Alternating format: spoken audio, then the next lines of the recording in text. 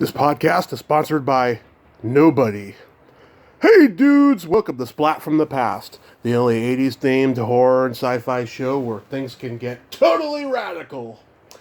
Now today, I will be welcoming a stand-up comedy legend, and I am talking about Diane Nichols. She is a legend going back to the 70s in stand-up. She got to be on the Merv Griffin show, the Tonight Show, An Evening at the Improv. She's got some stories about John Lennon and Elvis that she told me about in email that she wanted to tell on here. She's from San Francisco, like I am, and we're going to talk about all of that stuff today. Many people, including recent guest Diana Jordan, praised me about Diane Nichols, and it's going to be great to interview her. I remember her very well from An Evening at the Improv when I was a kid, and it's going to be just spectacular to talk to her today. So yeah, here is my interview with Diane Nichols.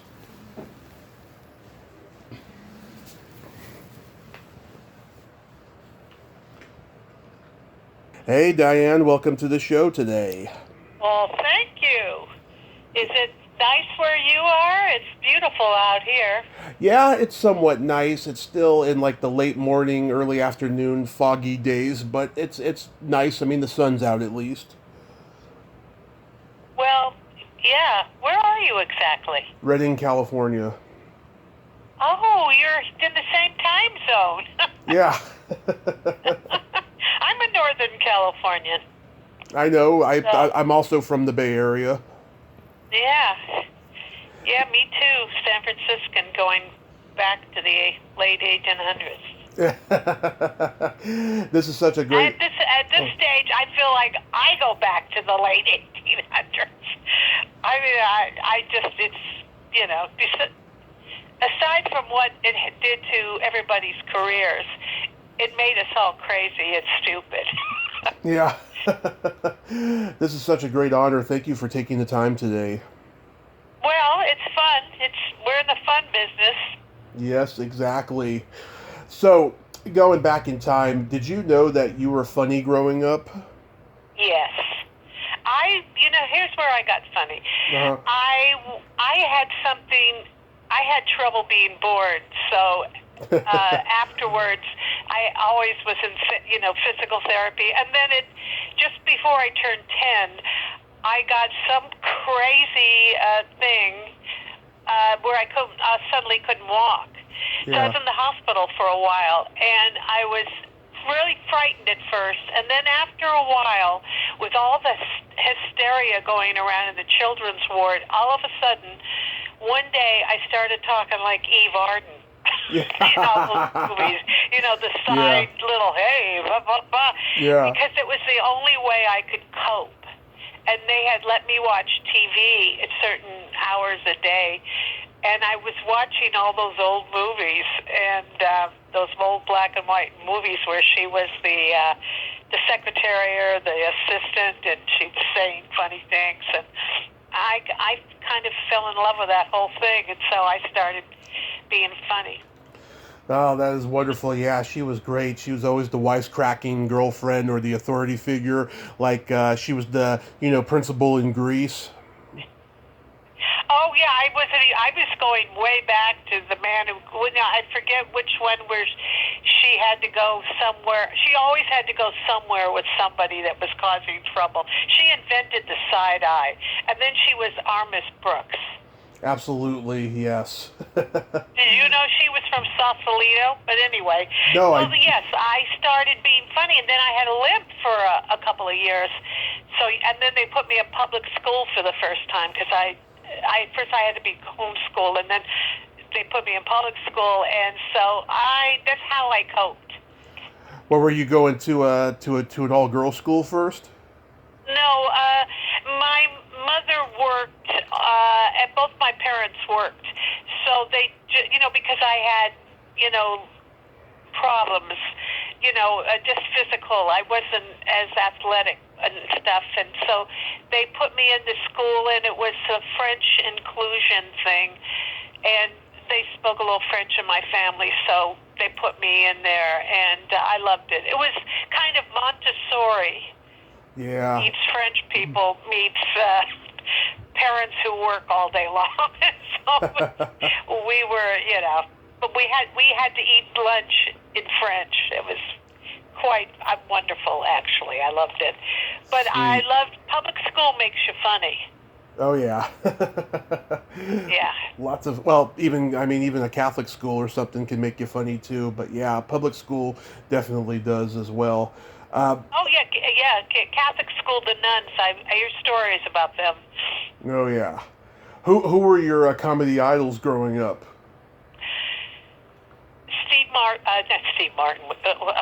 Hello, Steve Allen. Steve Allen. Loved Steve Allen, and I loved all the stand-ups that were on the Ed Sullivan Show. All the guys, and I got to work with some of them later on. Yeah. Like Dick Capri, Jeff's father. Oh yeah. And I loved them all, and they'd all the ones that played the Catskills. Mm-hmm. And my grandfather, actually, before they came to America, they were an entertainment troupe. He and his brothers.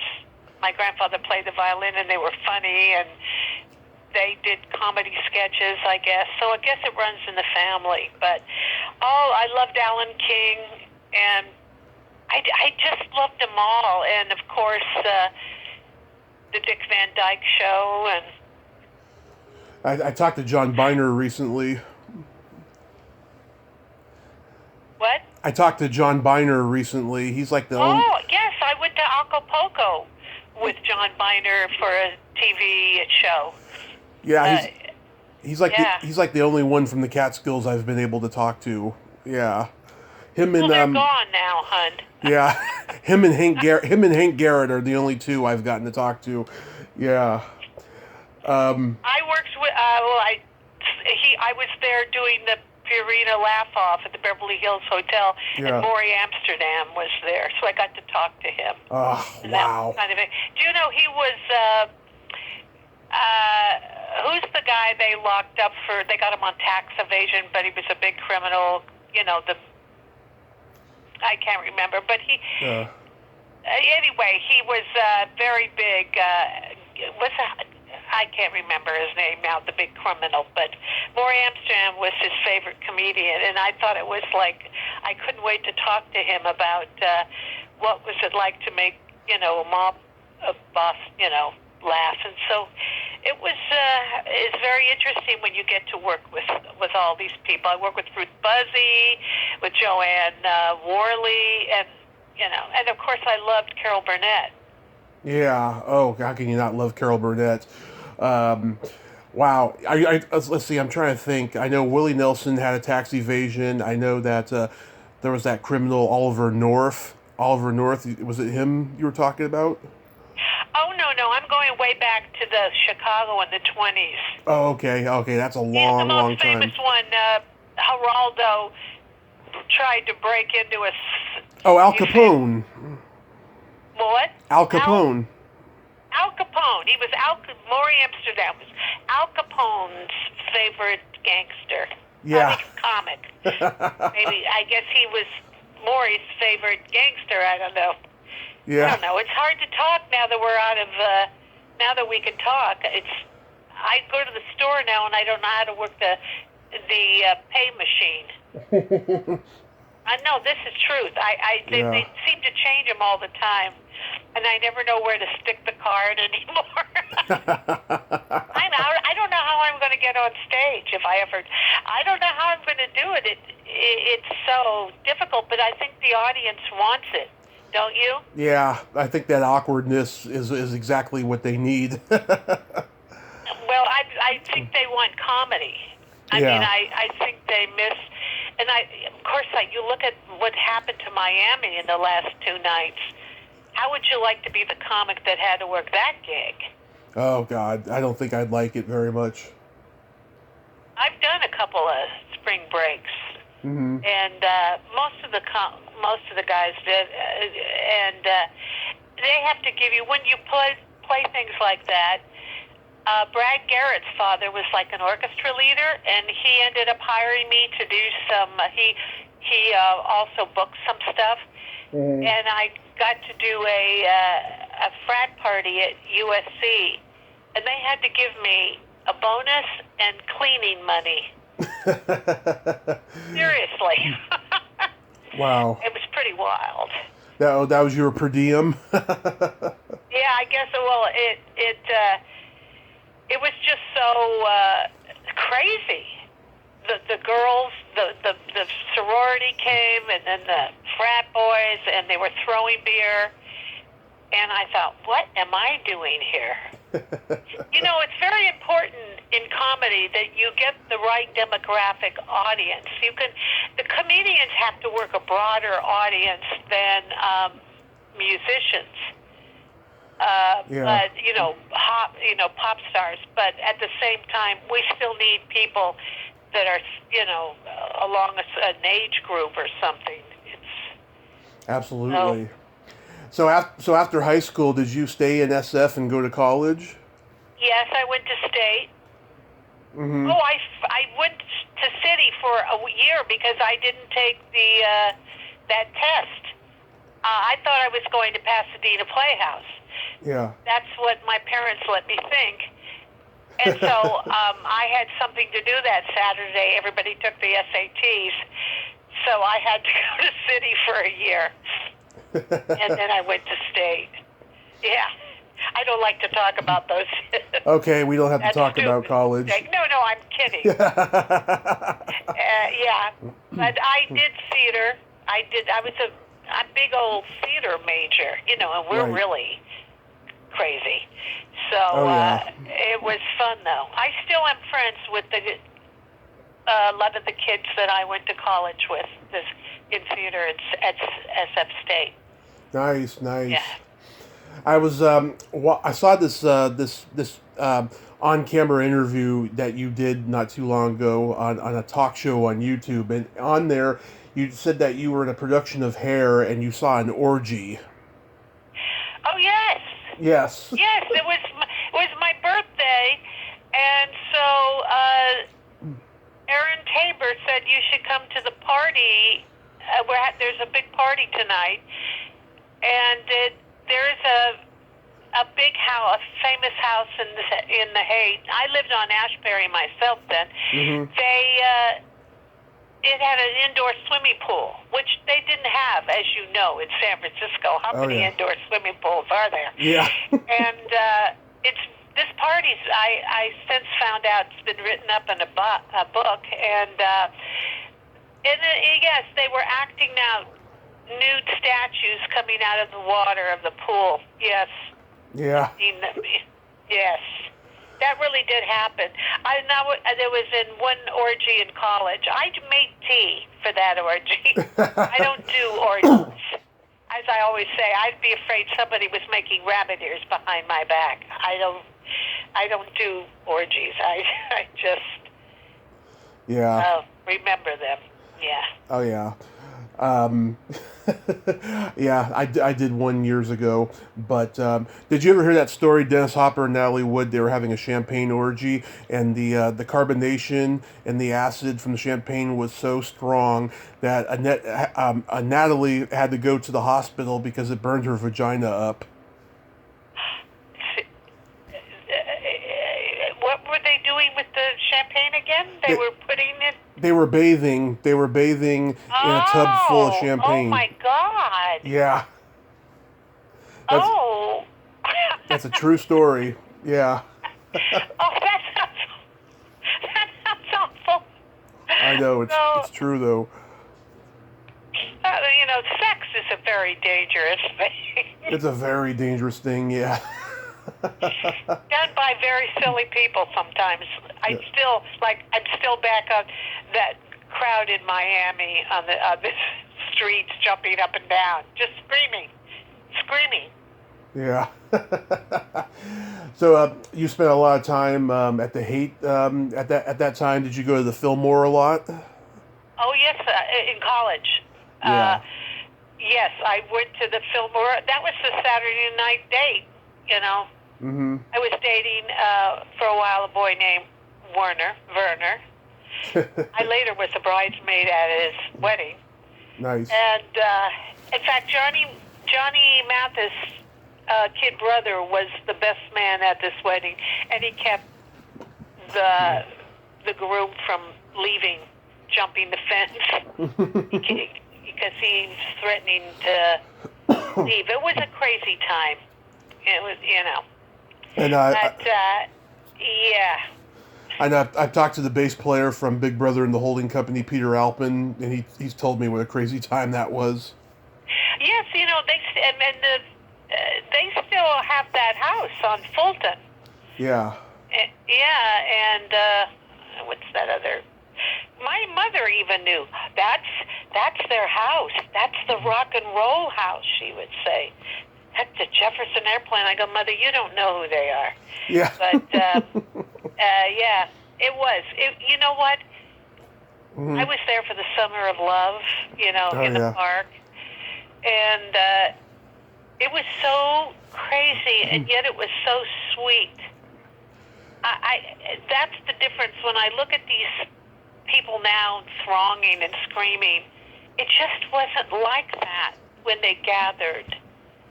Yeah. There wasn't. Maybe it's the difference between being drunk and being high. Yeah. But there was also a sweetness to it. I mean, it was cool, man, cool. They didn't get into bar fights. Yeah. Everything was like, isn't it great to be alive? Every 19-year-old kid with a guitar thought he was going to save the world. Yeah. It was really a rather a special time. Yeah. And then I moved to Hollywood, where I had all kinds of adventures with celebrities. Yes, you mentioned in email you have a John Lennon story and an Elvis story. Yeah, Yes. I was working at the record company that, I can't remember which one it was. It's across from Hollywood High, on the other side of the street. And I was a little receptionist, the temp receptionist, but I was there for a while. And John Lennon was coming in and having meetings with somebody. But one day, I went to the ladies' room on my break, and then I looked at my watch. Remember when we wore watches? Yeah. And I said, oh, I'm going to be late. So I rushed out of the ladies' room, and coming around the corner was John Lennon, and we literally crashed into each other. He grabbed me by my arms, and we fell to our knees on the rug, and then he picked me up toward him and said, we've got to stop meeting like this. It was so funny. John Lennon is now holding me in his arms and being funny. This was like, I couldn't believe it. And after that, when he would come in and out, and I'd be at the front desk, there was another woman there. He would kind of give me a funny look with his finger or something. She goes, "What? Yeah. What's going on?" She could tell that we had some kind of little connection. And then when I worked at the Cinerama Dome, that's where, do you know what the Cinerama Dome is? Oh yes, I know it very well. And it used to be just one big igloo. Right. And I guess the igloo is still there, but it was just one big theater. So that's where they had all the premieres. And in fact, that's where I met Groucho Marx. I didn't meet him. I was working there, and it was a Dean Martin premiere.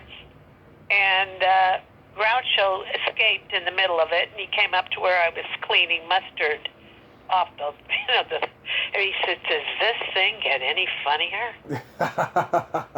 And I thought, oh my God, Groucho's being funny with me. So I said something like, "But I think they're still just running I think it's still just the credits." And he said, "Someone's taking credit for this?"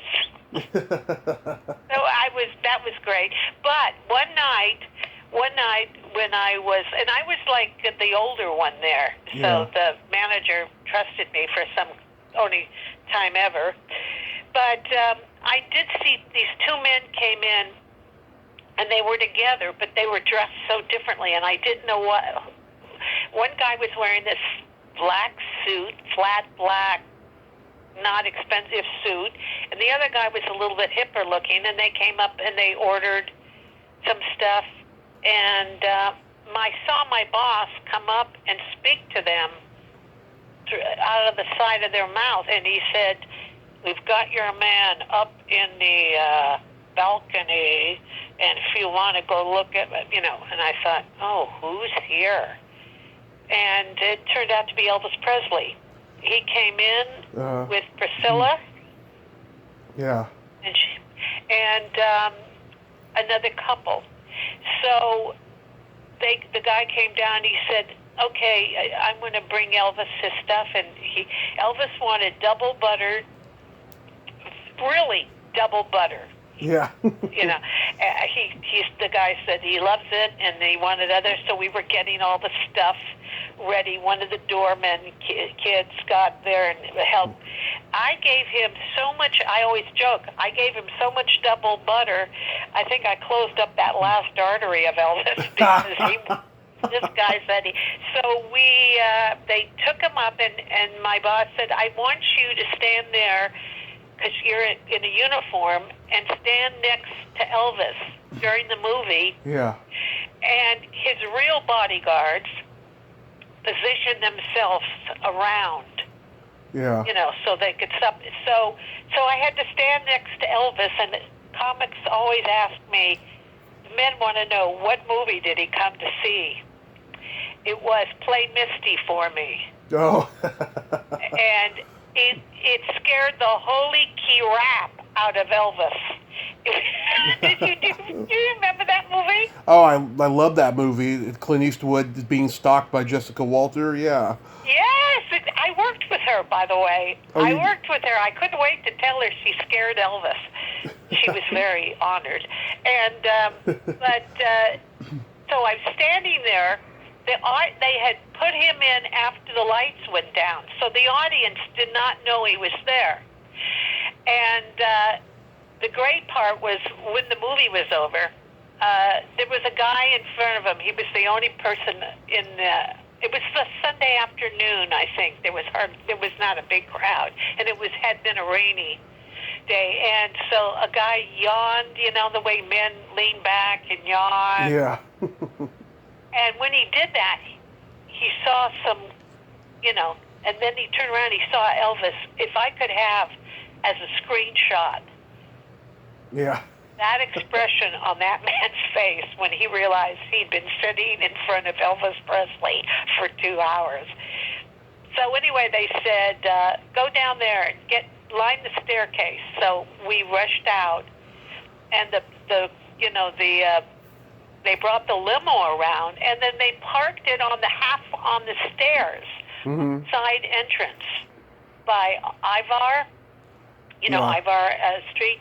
Yeah. And the audience started coming out, and then they saw the limo on the stairs, and they looked up, and we were lining the staircase, and they did not move. They knew it was the president, Frank Sinatra, or Elvis Presley. There's just no other choice.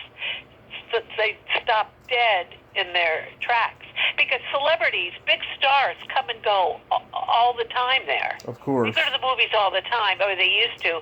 So that wasn't a big shock, but they knew it was somebody big. And as he came down the stairs, he had a gray cape on with sparkly cuffs. And he actually said, thank you very much, thank you very much, thank you very much, as he came down the stairs. Mm-hmm. And the audience went crazy. Yeah. They chased him out the door into the car. One guy jumped on the hood, and they couldn't shake him till he turned the corner on Ivar and Sunset. Mm-hmm. It was great. Then I went home and ruined my roommate's date because I walked in and screamed, I just met Elvis. And her boyfriend nearly tossed her off. Dave tossed her off the couch. Sit down, Diane. I want to hear all about this. She never forgave me. Oh, God. But, that's amazing, though. Yeah, no, it was fun. Steve Martin. Why do I keep saying Steve Martin? Steve McQueen and Gene Hackman came to the movies on a double date. Wow. And they bought pink lemonade. I thought that was weird. And popcorn for the girls. That is amazing. Wow. So, Yeah. so what year did you start doing stand-up?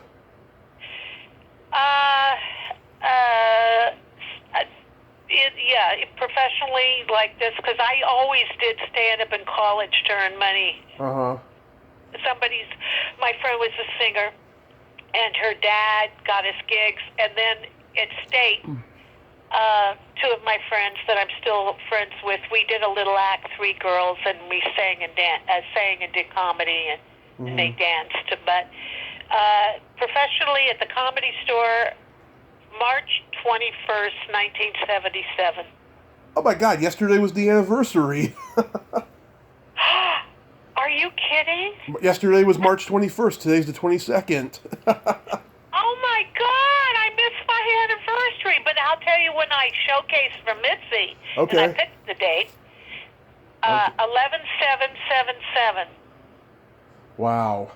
That's when I showcased, and I followed Bette Midler's husband and his brothers had a little act called the Kipper Kids. Uh-huh. And I followed them at the showcase. I became a regular. They did not. And, yeah. Oh, my God, yesterday was the date. Yes. It's okay. Next year will be 35, so you better mark your calendar. Yeah.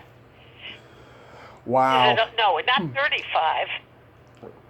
45. I'm 45. sorry. Oh, I'm sorry. my 45. God. Am I even old enough to have been doing it that long?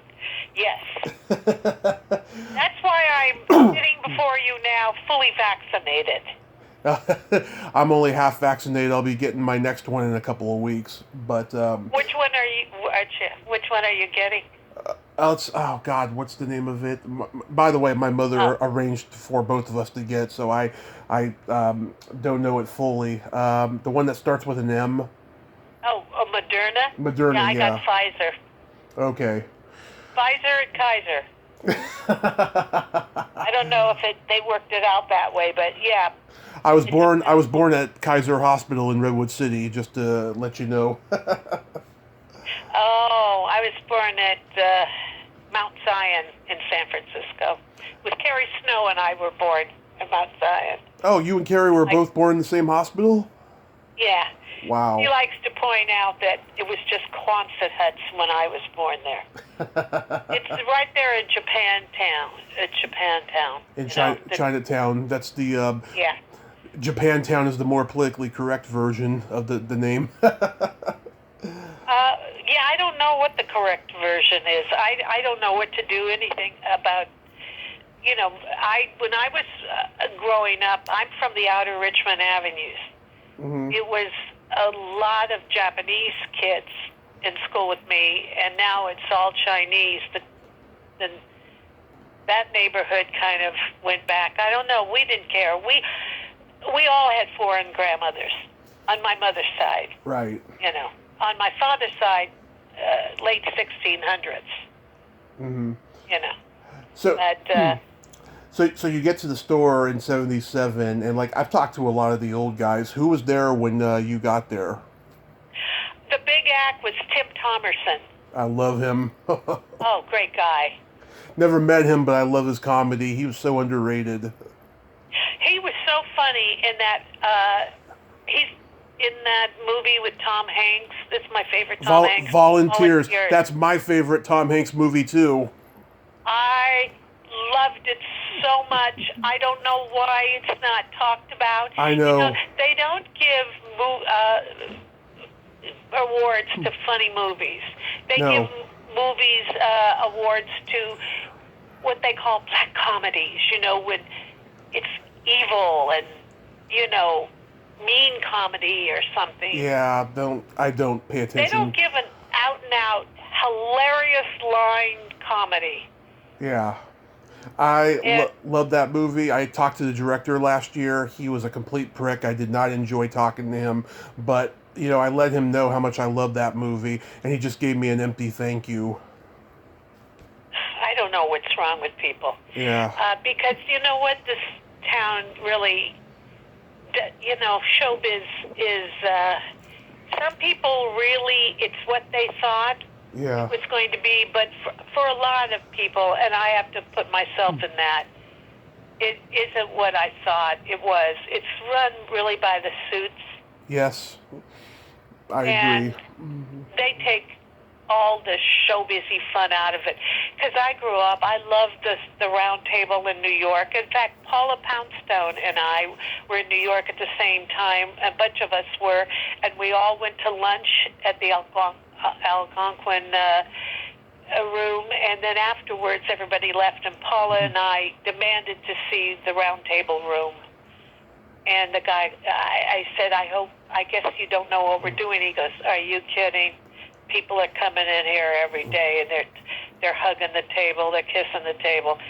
And that's what we were doing when all those great minds sat around and had these witty conversations, and Dorothy Parker and all that stuff. But it seems here and now it's all about, I don't know, comedy is changing, don't you think? Oh yeah. Oh God, everyone's getting canceled now, and someone's got to take a stand and stand up to this establishment, because it's taken away the joy of everything. Well, how far do you go? It sounds like revenge. I know. How it sounds. And it's like, back when the Salem witch trials, all someone had to say is, I saw her talk to, and look at up at the sky and say something, and she's a witch, and they would burn the woman. Right. And they would say, it's like you need more proof. And then, of course, the men also have this whole Me Too thing now. It's like, how many guys are just waiting for the axe to fall? Anything they would have said or done that was considered acceptable in years ago. I mean, a couple of women, friends, and they were around my age. One's younger, but close.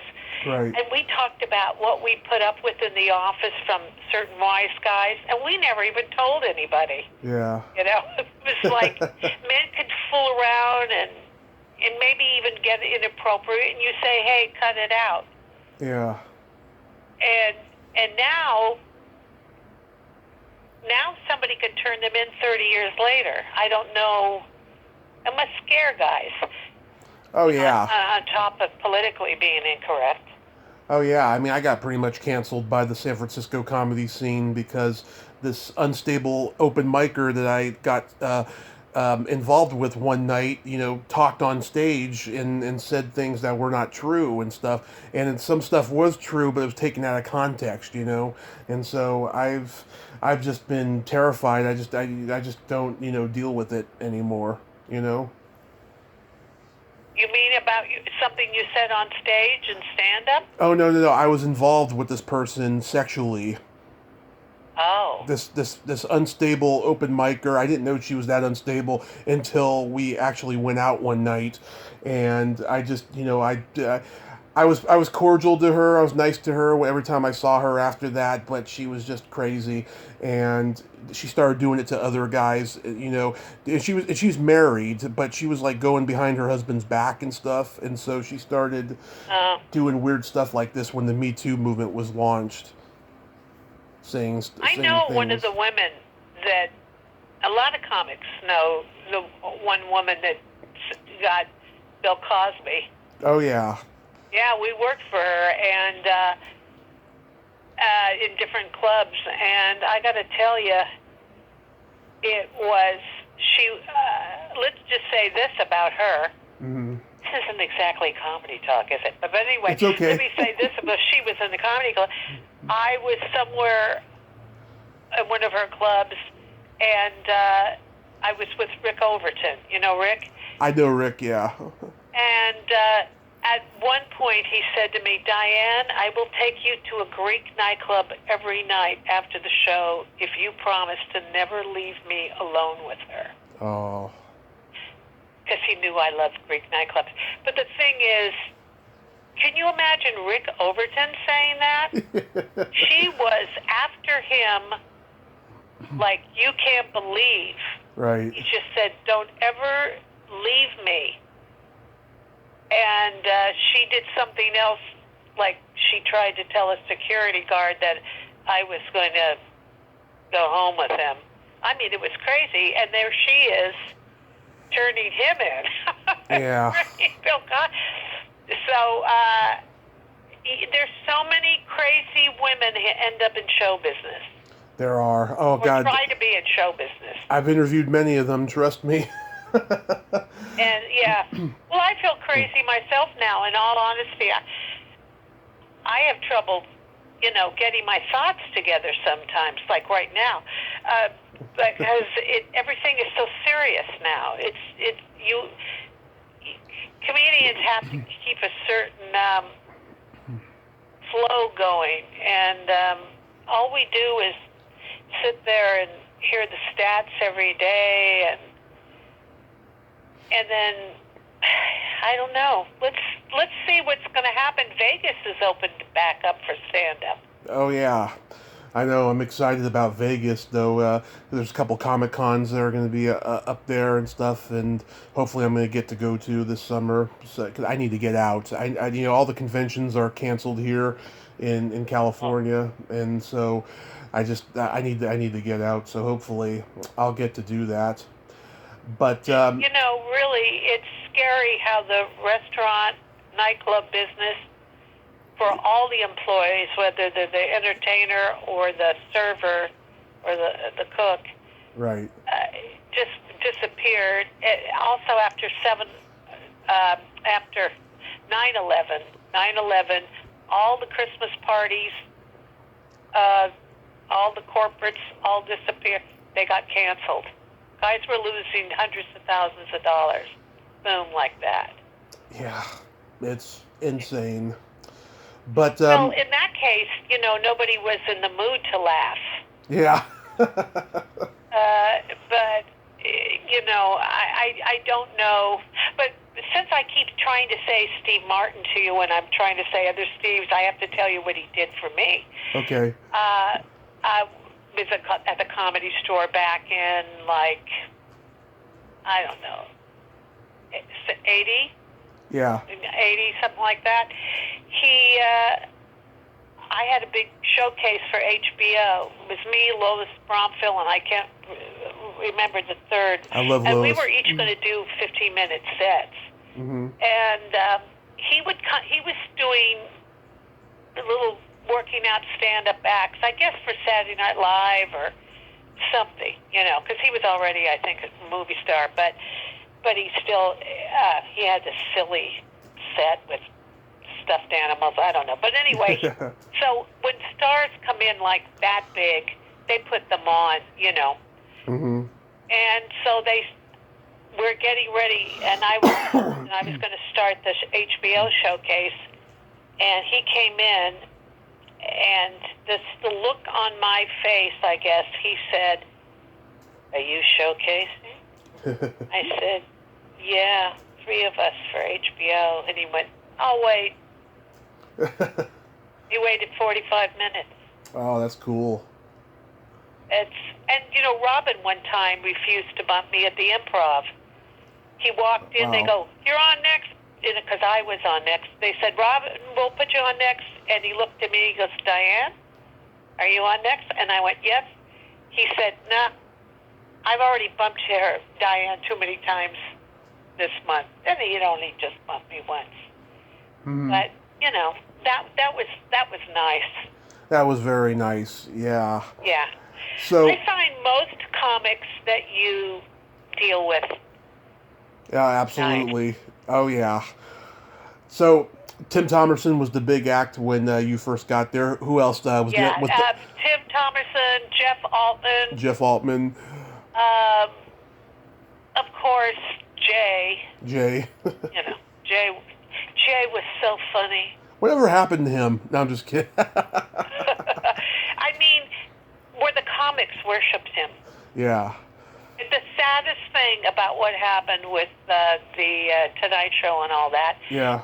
was that the comics started saying, "I'm Team Conan" and all this stuff, and Jay was he did, besides giving us life lessons in comedy, telling us important information, he used to repair all of our cars. Yeah. I heard. He would bring it to the house and he'd fix your car or take it around to the corner around the Improv, and he was the funniest guy. I used to go on the road with him. Right. We had to do 2 shows a night because he sold so many tickets. And this is in the early 80s, and he killed, men would be banging the table, laughing, and it was so funny, and he didn't necessarily he didn't do the same sets. Yeah. I mean, he had so much material, he was, and he didn't have notes. There was no papers. We were on the road somewhere, and we had the rental car. Miss Mavis was there. I think we were where were we? Richmond, Virginia, or someplace like that. Right. But we were driving to the club, and he looked up, he saw something on a billboard, and it made him think of something. He said, why do they say that? My father does that. Hey, call me at work and ask for Jay Leno. And he said, Dad, I know who you are. Anyway, we laughed in the car, and boom, half an hour later, he's on stage, or an hour later, he does the joke. Mm-hmm. And he's formulated already it into a bit. No notes. Yeah. I've always known that about Jay, that he's always, been focused. He writes every day, I mean, even on the Tonight Show, it wasn't just Jimmy Brogan and all the staff of writers. I mean, he wrote some jokes too, Yeah, I mean, when you get to that level, you're so busy doing the business of it. Yeah. This is another thing that was the big surprise. I don't know about how you felt. Like you're talking about corporate gigs getting canceled and all that stuff. Yeah. Yeah. You're on the phone doing all that. And then your manager tells you to do this. Then you have to go get a picture. And then you have to... And all of a sudden, it's serious business. So it's... Seinfeld writes every day, too. Oh, yeah. Or he did, yeah. Oh, yeah. And he was, and I'd been on the road with him. It was fun back then because you're on the road with guys that literally became stars. Yeah, it was a magical time. You want to say, I've seen him in his pajamas. Just in the condo. We used to, some places put us in hotels, others put us in those comedy condos, which, as you know, could look like a hurricane just went through there, or some kind of tsunami. I mean, there were holes in walls, and comics wrote in the kitchen walls. Yeah, I mean, I've been, at the Comedy Store, and I've seen those headshots on the wall. They're pretty spooky because, there's the guys that became famous, and then you see all these guys who never made it, and you wonder, what happened to them, I remember just seeing so many of those and being kind of spooked by it, because to me it's a great example of what could happen in Hollywood. Yeah. Well, now it's all about you have to be on Instagram, right? Yeah. And there are guys that cross the street and do it back and forth. It's like that guy on the old guy on the skateboard. It's like they're making millions. Right. And when I was in that, did you see the Comedy Store thing on Showtime? The documentary. That Mike Binder did? I saw all 5 parts, yeah. Oh, 5. Were there 5 parts? It was a long documentary. And so I guess you saw me in the beginning. I was shocked they showed one of my Tonight Show appearances. But Right. when he was interviewing me, he asked me what I thought of the new comedy, and I thought, well, if I want to get in the show, I better have something controversial to say. So I went, I don't know what they're saying, Mike. I have because I thought I expected him to give me blowback, but he said, you know how much more money they're making than we did? As I said, I don't know how they're going to get hired out there in America. Where do they think they're going with this swearing? I mean, with this dirty stuff. And he went, they're making money now, Diane. They don't have to leave town. He goes, Leno didn't understand it, and Letterman didn't understand it. They had no idea, the two of them, that these comics are going on these shows, and it's Instagram, and well, I guess are we on Instagram now? Are we on Instagram? Are we on? No, pre-recording. And so, you know, money's to be made, and so that's what's changed in the comedy world, and that's why Right. people can say whatever they want now. Because I'm on Sirius. Right. I don't know if right now I'm on Sirius. They've been sending me checks, but you know, you can say anything, Right. and that's like Howard Stern. And the problem is you can say a lot of stuff, then you don't have to.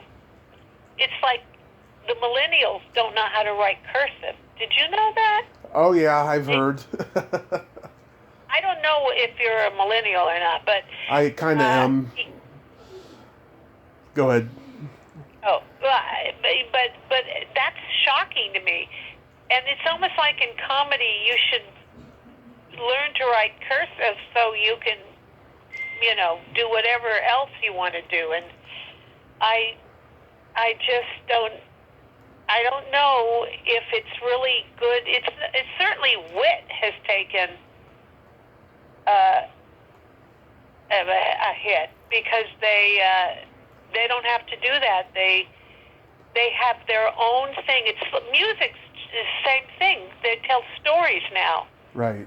They don't have verse and chorus, and you know, it's just different. It sure is. Always going to change. Yeah. And you have to decide. I mean, do you think it's changed since you started doing stand-up and what you did on stage? Are you having to adapt to that? Well, I haven't been on stage in 3 years ever since that Me Too crap that happened. Partly because of that, and partly because I live up here in Redding now, because my mother and I took a financial tumble out there in the Bay Area. But yes, I mean, I think that, you know, everything has just become so, everyone uses that term woke now, you know. Yeah.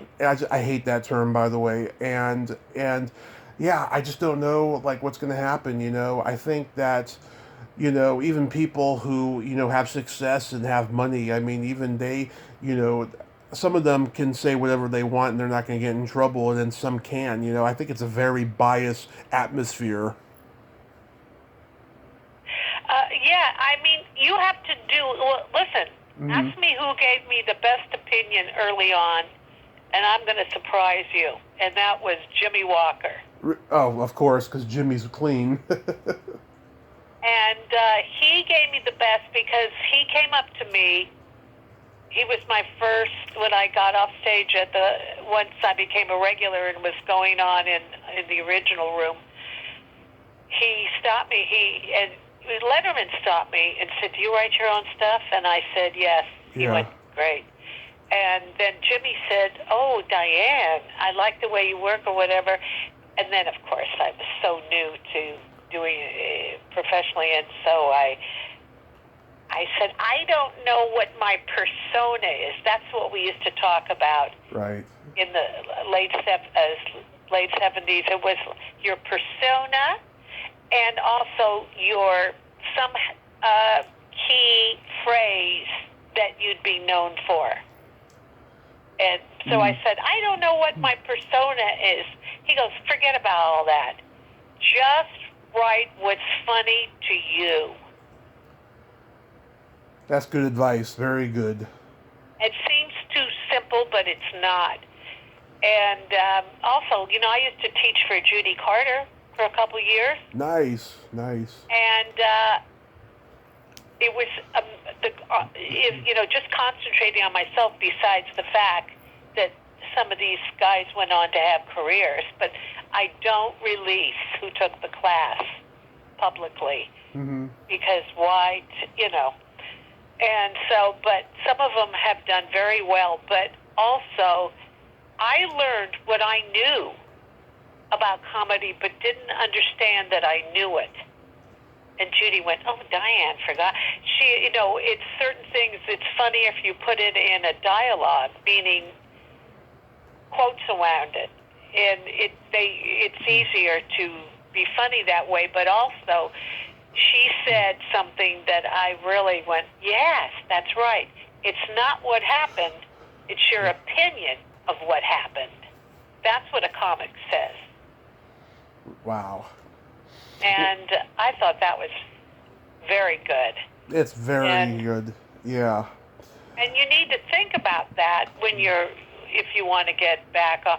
You have to do what's funny to you, and it has to be your opinion of events. So you don't have to, because I wonder sometimes, well, that's not really how it happened, but that released my ability to shorten it up. Even when I write on Facebook, why take 3 lines to explain why this didn't really happen, but as you can see, this is something similar to what it happened. Right. And you just get to it. So it's, I think the creation of comedy is, in the narrative, which would be stand-up. Because I wrote that show, Girls' Night Out, for Lifetime. Oh, yeah. Which is like the improv, but it was all women. Right. Except the guys complained, so toward the end we had to have one guy on everything. Yep, I remember. I used to watch that show. Yeah.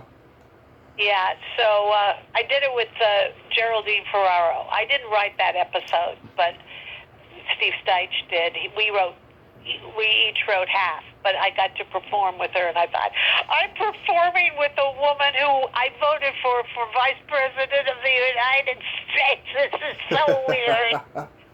It's weird, Yeah. So. Did you participate in the strike? Oh, that's an interesting phrase. Participate. Did I honor the strike? Yes. But I went to Mincy personally to tell her I was striking. And as I came down that hill where you park the cars next to the Comedy Store, right, she happened to be out front. I don't know why. And she saw me come down, and she reached up with her little arms. Diane, I knew I could count on you. And I had to say, no, you can't. No, you can't. Surprise! It was a very difficult situation. Enemies were made that are, whatever. Yep. And of course, Steve, and I worked with Steve all the time, so that was just, Oh yeah, I've bunch talked of comedians, and we have a suicide. But I guess that happens all the time in life, so Steve more so now than I realize. But yes, I did. It was. There were agitators and people that made it go on longer. Yeah. And she never really understood. She felt you could make a case for either side, couldn't you? Pretty much. But she was making way too much money. And here's what really made the problem, and then we don't have to. People like me who were beginner comics, yeah, we understood that guys like Elaine Boozler, who she just blows my mind, and she still does. I love her, yeah. Love Elaine. And now I'm friends with her, so it's like. But I feel like when I go to her house for dinner, it's like an invitation from the Queen because I feel it's how I feel. She, not her, Yeah. because I always just thought she was great. So we understood people like Elaine and Leno and all these guys were pros. Tom Dreesen, my God, Love Tom. Sinatra. Yeah. He's an interesting guy to talk to, but I've talked to Tom 3 times. Oh, there you know. Yeah. But we were okay about. We were still learning. We understood that they should get paid, and she's making them do long sets in the main room.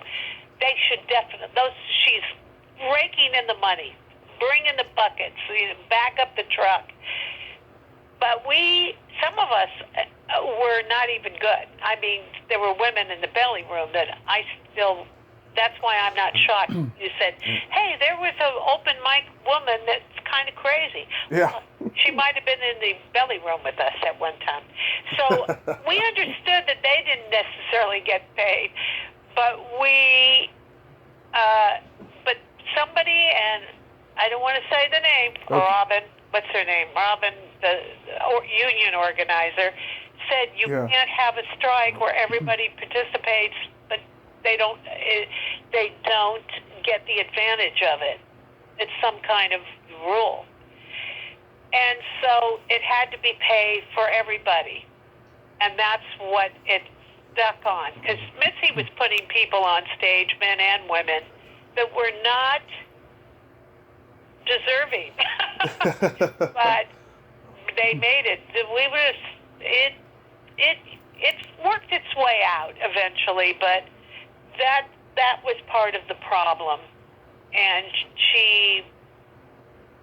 then when Steve jumped, it was very bad. Yeah. Oh my God. Yeah. Sorry. It's okay. I've talked to Tom. I've talked to Denny Johnston. I've talked to Jack Perdue. They've all told me about the strike and all of that, and how crazy it was. But on a lighter note, did you get to know the Groundlings when they were at the Comedy Store doing the Comedy Store player stuff? I know the Comedy Store players. Yeah. Lucy Webb is one of my best friends. I love Lucy. I've interviewed her. Yeah. Oh, you did? Yeah. And Bernadette Burkett, yes. Mm-hmm. And Cynthia, bless her heart, rest in peace. I never got to meet her, but Terry Bolo has told me about her so much. Oh, Terry and I were part of the Cynthia. Did she tell you that we were meeting once a month at Cantor's? Because Cynthia insisted while she was still alive we should all have lunch once a month, so we were doing that. And then Terry and I continued that. We had a lunch together, I think, after. I knew John Bates, another one, rest in peace. Martin Short worked there, and what's her name from Hill Street Blues? Betty Thomas. Yes. And do you know who used to be in the main room that night around, not in the players? Nathan Lane. Oh yeah, I heard that he used to perform there. I also heard Andy Garcia used to perform there too. Yes, he was in that group right under the it was a good group, but it wasn't the players, but it was the next group. And Lucy sometimes sat in with them. Yes, Andy Garcia. Who knew he'd be a movie star? I know, right?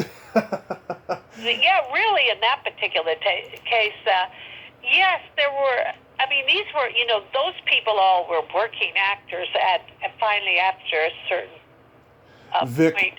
Vic Dunlop had natural gas. Oh yeah, that was. He had the most wonderful memorial service. People, his family or whoever, really rented this big room in that top thing, and they had supplied so much film. We laughed, we cried. I mean, The best ticket in town is a comedian's memorial service.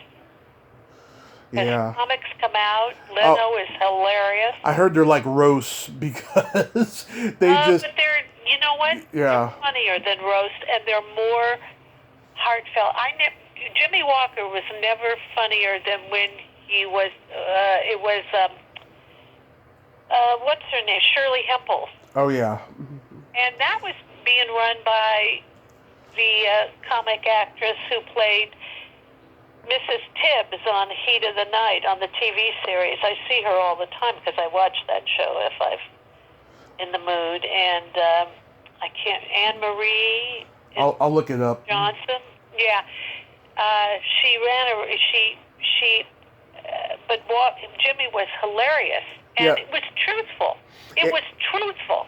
When he talked about if you gave Shirley a ride home, she didn't want people to know where she lived. She had and cabs. I used to drive her home. She let me drive her to where she lived, but she was really. And then Jimmy Pineapple, a comic out of. Oh, yeah, I've heard of him. Out of Houston. He and I spent a week with her somewhere that I had to be checked for ulcers when I got back to L.A. because people were chasing us, and Jimmy and I had to suddenly act like we were cops or something. You know, people were crawling over seats in a movie theater in the dark to get at her. Some guy chased us into the ladies' room. Oh, my God. And chased us out of a Toys R Us, and it was crazy stuff. And she reacted to things differently than other people. She was quite a character. I bet. Yeah, you're right. Anne Marie Johnson, that's her name. Yeah, she's Althea Tibbs, but she ran herself a memorial service. I'll tell you, she had everybody doing the thing, and she was a very close friend of Shirley's, and she did right by her. She did. But I have a couple of friends who were waitresses at the Comedy Store. First, Lisa Pescia. oh, I love her. Yeah. I think I fixed her up with my friend John at one point because they had such beautiful dark hair and green eyes. They looked good together. And then Lori Jacobson. I probably know who it is, but I'm bad with names now. I've got the name thing. She's my biggest supporter. She's a manager now. She gets me a lot of her clients, and wait a minute. Does she go back to San Francisco? She lives in Santa Rosa, and she's married to John Provost from Lassie. Well, I do know her because somebody I know is good friends with him, and I was at some function there. Yeah. Yeah, she's my biggest supporter. I just adore her. Her and Terry. If I could choose any two people to be my aunts, it would be Terry Bolo and Lori Jacobson. Oh, that's pretty good. Yeah, I mean, you can't go wrong with those two. You were on Make Me Laugh. How was that experience? Well, I was on with Bill Kirkenbauer. Yeah. And Kip Adada, I think. Oh, what a combination. They had Kip and Bill. And they had both been, I did it toward the end of the first run, with Bobby Van. I think they brought it back later, but they hadn't, the only other woman they had on was, I want to say Sandra, Bernhardt, but I can't imagine her doing Make Me Laugh, but I think she maybe did. But we were the first women, but the point is, Bill and Kip were doing their 9th week on the show, so they totally had run out of material. Right. And at one point, Kip took off his shirt and shaved his chest to make the person laugh. And here was the interesting thing. We rehearsed for 3 weeks before because they were testing the audience. The rule was out of 4 contestants, 3, only one had to be picked from the crowd that night. Mm-hmm. So they auditioned contestants. And the irony is they did not want people who laughed easily, because that show would have been a bomb. It would have been one first line, and then next, they wanted people that could, it's funnier to watch them hold their laugh. Right. So anyway, they had to do all kinds of, meanwhile, so everybody was, they recognized them and they were worried about them. They weren't worried about me, these contestants. And I started making them all laugh. And the audience booed when I made somebody laugh, because that wasn't fun. Because they weren't on guard with me. So it was we had to put our sets up backstage on the panel backstage, so we remembered what we were going to do for different sets. It was fun, though. We were young. We were fun. Yeah, Howie Mandel. He did one appearance at the Comedy Store and got on Make Me Laugh. He was on with Mike Binder and Gallagher. Yeah, it was a lot of fun, and it paid well. Yeah. It paid well. I remember the gigs that paid well on TV. And then I went on to be the co-chair of the SAG-AFTRA Comedians Caucus. Oh, nice. We did a lot of hard work. They sent me to New York twice to negotiate with, luckily they had attorneys with us. I mean, AFTRA had some damn good attorneys to face. We were up in a high-rise or whatever you call it, building with all these fancy attorneys for the Comedy Channel and all of those, and they fought us. And one woman kept saying, "We don't have to give you that. We don't care. We have Dave Chappelle." Well, I think you should do this, and we need this. We don't have to do that. We have Dave Chappelle. When he ran off to Africa, I wanted to find her, call her up in New York and say, "Hey, do you have Dave Chappelle? How about Prince Albert in a can?" Can you imagine? That's good. It was tough, but I have to say AFTRA did right by us. And they tried. It turns out, I mean, I could go on about, we really should, if it was just comedians listening to this, then I would have said, let's talk about the union work we did. But yeah, so you were the first female on Star Search, right? The first female comic. Was I? Because I don't remember doing that. I was talked into that. I didn't want to do it, and the producer and my manager said this would be good for you. So, and then I come out, and Bud is one of the hosts. He gave me a very low score. The audience booed my score. Uh-huh. Back then, they didn't let the audience have a say. They thought it was embarrassing, so they cut it out. And so I don't like to think about that show. I'm sorry, I didn't mean to bring it up. That's okay. You know what? A lot of people don't know that I did it. And, after you lose, they separate you in a different room with the winners. Yeah. And I don't like contests. I don't either. Yeah, I mean, I auditioned 3 times for America's Got Talent, and then after the 3rd time, I was like, I'm not going to do it a 4th time. This is just ridiculous. So I stopped doing it. Yeah, I don't like contests either. And then there's people that having to grade you. Right. And, Howie, I think a couple of times had to say, on America's Got Talent, he a couple times had to say, well, I actually know this guy. I've worked with, Yeah. and that they don't want people that have a history. They want to think they've just discovered you, but yet look how professional you are. It's like, Yeah, I mean, I think how he saw Wendy Liebman in the clubs back in the day and stuff, but she ended up doing very well on the show. I didn't know that she was on the show. Yeah, about 7, 8 years ago, something like that. After she had been out of it for a while, yeah, she went on there and did pretty well. And then I met her 5 years ago. She came down to Rooster T. Feathers for a weekend, and I got to meet her after the show. Yeah.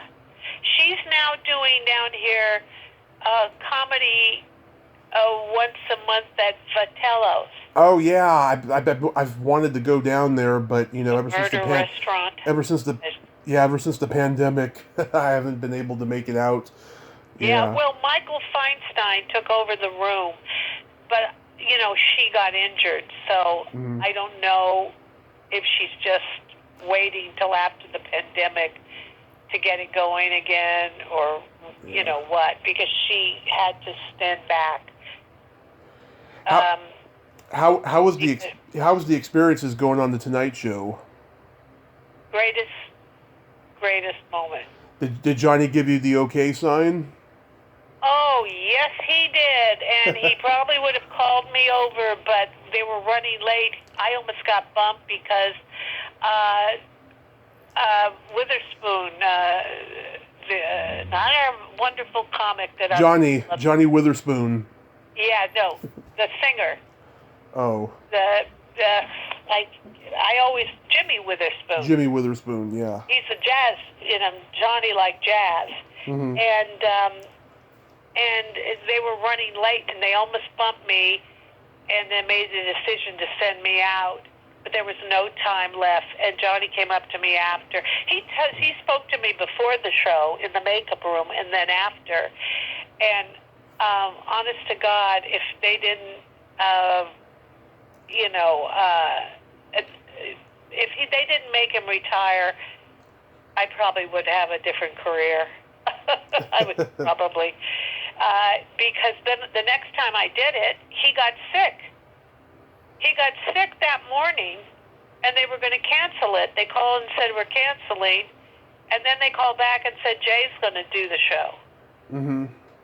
And the audience was not into Jay that night as much. And so it's okay, but I had a joke. I thought, I can't wait till Johnny hears this joke. You know how it is. Yeah. But it was the greatest. He gave me the signal, and you know who was on? Buddy Hackett. Oh. And he was pulling Johnny's arm down while Johnny's trying to give me the sign.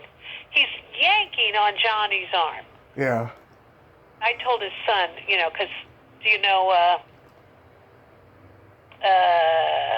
what Buddy Hackett's son?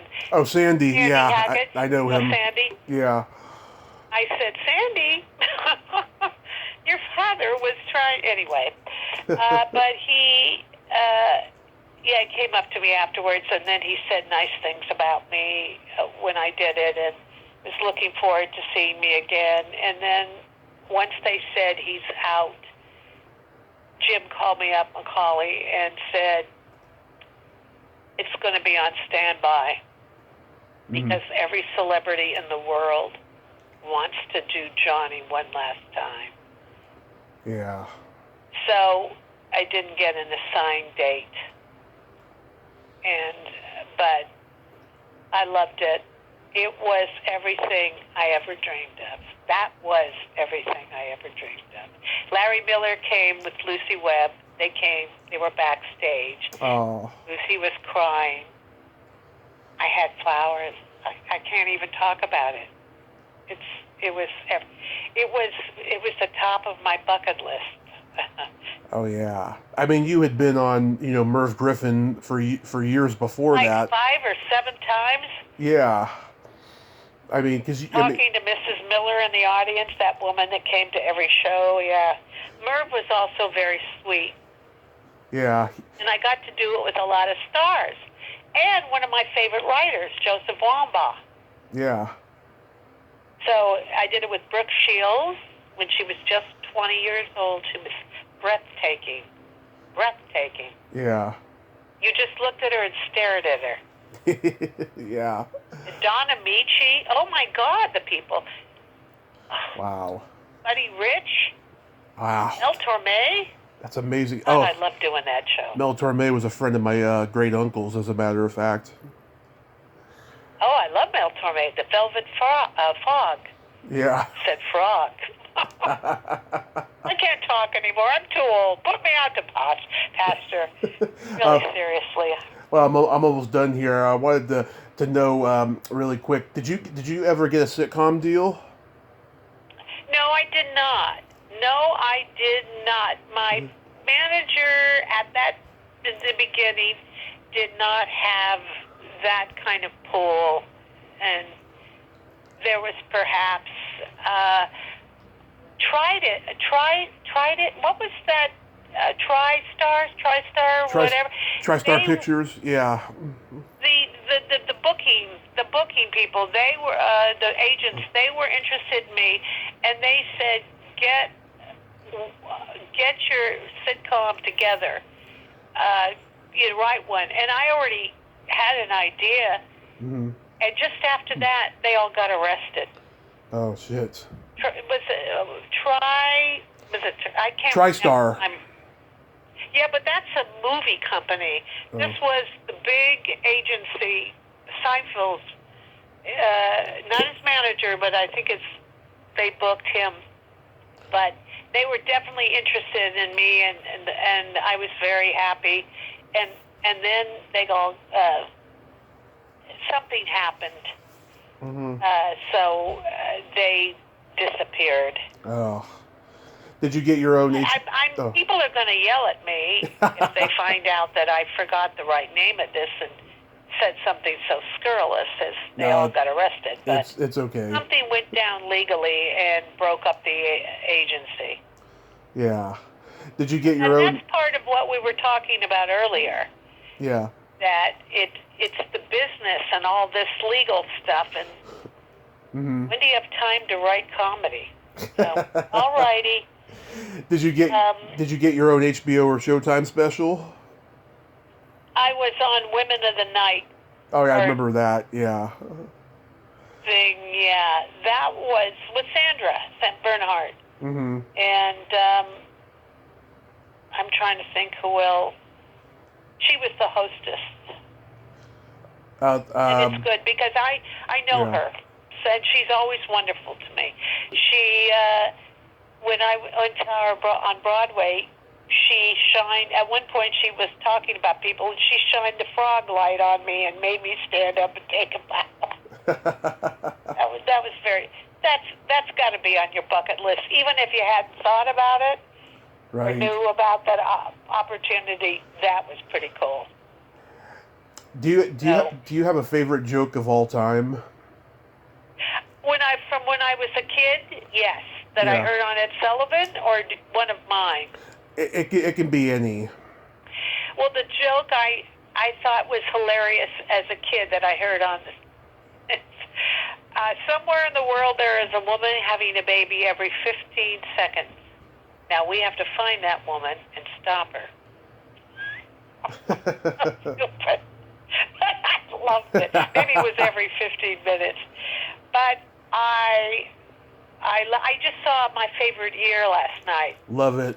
And I was laughing so much. And they just don't, Mm-hmm. It was just wonderful. You know what movie made me laugh so hard, surprised me, was Tim Allen's first movie. The Santa Claus? No, the one about, he was the Star Trek one. Galaxy Quest? Galaxy Quest was one of the funniest things I've ever seen. That was later, though, but yeah, it's a great movie. Yeah, I mean, that was a long time ago, but it was very funny. I mean, you have lines that really make you laugh, and they don't, let's face it. But let me tell you this, I did work I did work on a couple sitcoms, and the pilots I did punch-ups. And you cannot imagine how much the big suits come in. Yeah. And they sit. If they don't like a line, it's out. And the director might say something like, "Oh, well, it's just after lunch, and people, he's sleepy. He didn't perform it right." It's out. They have decreed it's out. So they're kicking out lines that worked. Yeah. But the actor stumbled over the line,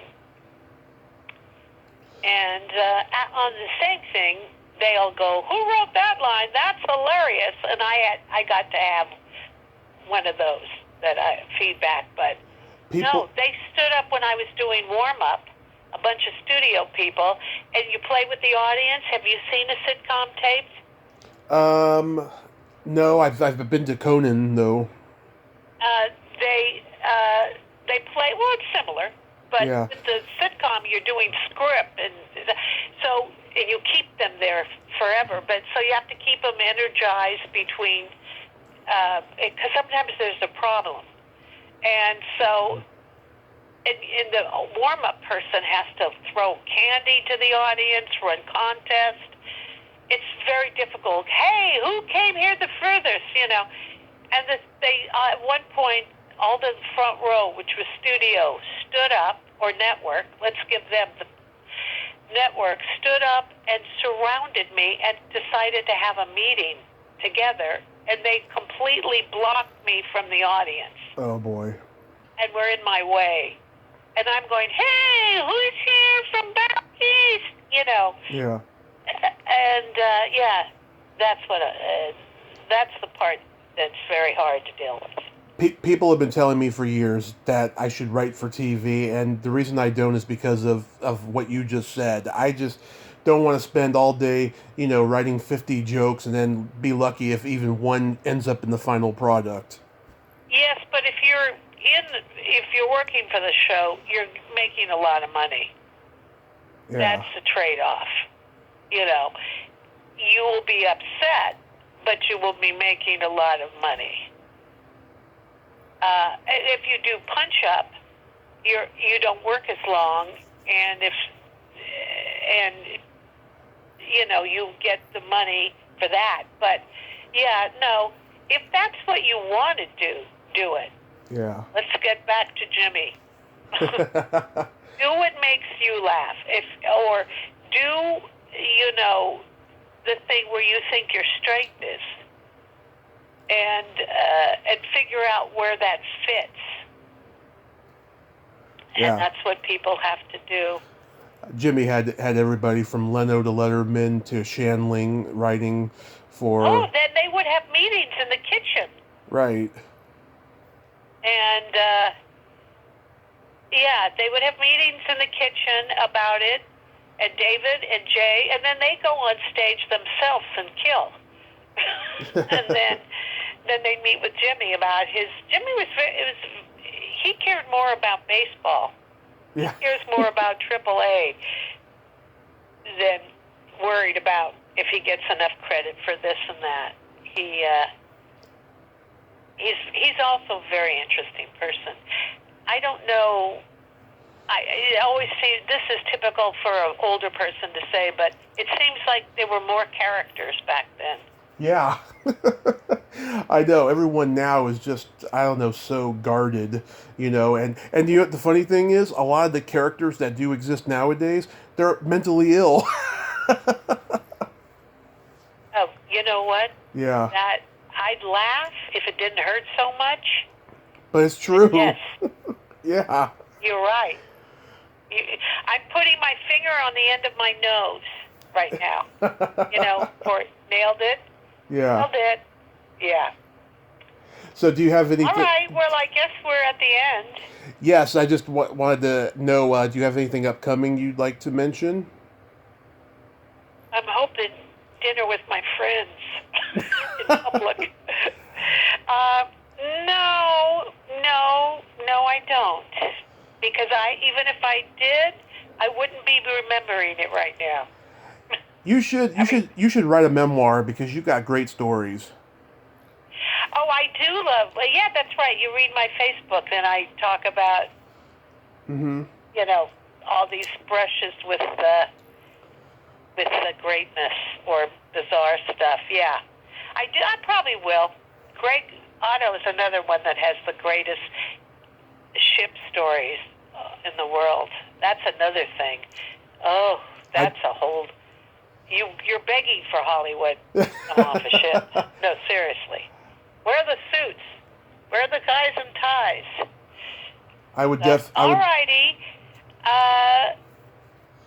So what about you? What are you doing now before we hang up? I'm. You're going to put this together for an hour and put it. No, I'm gonna put the whole thing because it's been wonderful. I'm gonna do it as soon as we're done. I've been working on a book about my love of cult movies, and that's what I'm doing. Other than doing my podcast, a couple times a week, and doing lots of research on my guests. And what's your favorite cult film? So many. I mean, my favorite movie of all time is Back to the Future. Oh, Tim. With Michael J. Fox, yeah. Yeah. Love that movie. Oh, Tom. I don't know why I called him Tim. Tom Wilson. Tom Wilson, yes, Biff. I have great stories with. No, I mean, I have a couple funny stories with him, but yeah. You don't want to tell one Tom Wilson story real quick? Okay. We were in New Jersey. Yeah. And the club there. Oh no, Long Island. The club, East Club, East Side, whatever it's called. And down the street was they said there's a disco down the street, and the prize fighter at the time, the heavyweight champion at the time, owned half of it, and some of the owners at this club were part owners, so they said you should go there. So we went down there, and he had his brother with them, and we get there, and it's set up like a boxing ring or anything. They said, how old are you to the men? They said, don't worry, Tom, we're 21. He goes, the men have to be 25, and they sent us away. I don't know if that's so funny now that I think about it, but we couldn't go in. I had to come back with 2 Italian guys. In order to get in. And he's just so sweet. I remember the big story with him. We had a comic flip out in the condo. Yeah. I don't want to go into that story. Okay. We did have a who trashed the whole condo, wrecked the furniture, pulled the phone out of the thing. Yeah. And Tom was sitting there. We still talk about it from time to time, but that's that wonderful. person's doing very well, by the way. The person that had a... Yeah, I'm so glad that he's starting to embrace his success as Biff, because for a long time he rejected it.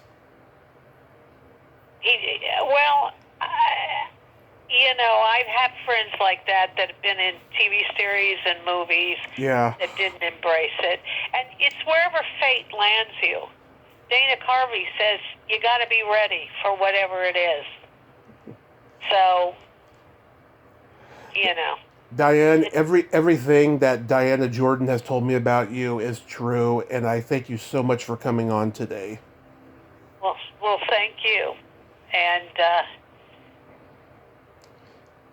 you are good luck. Absolutely. Break a lip. Break a lip. I always say that. Break a lip. Yeah, my leg has already been broken, so. and your last name rhymes with my mother's last name. My mother was Novak. Is she Croatian?